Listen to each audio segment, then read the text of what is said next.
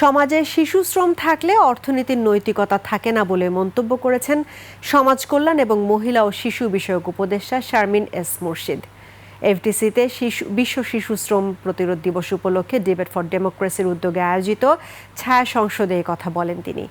শিশু শ্রম নিরসনে রাষ্ট্র সমাজকে মুখোমুখি দাঁড় না করিয়ে দারিদ্র্য বিমোচনকে অগ্রাধিকার দিতে হবে। এ সময় উপদেষ্টা বলেন, বিগত সরকারের সময় দুর্নীতি সব অগ্রযাত্রাকে উই পোকার মতো খেয়ে ফেলেছে।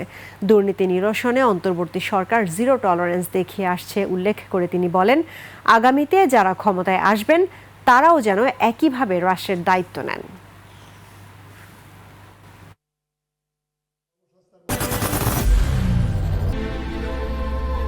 I am Ox.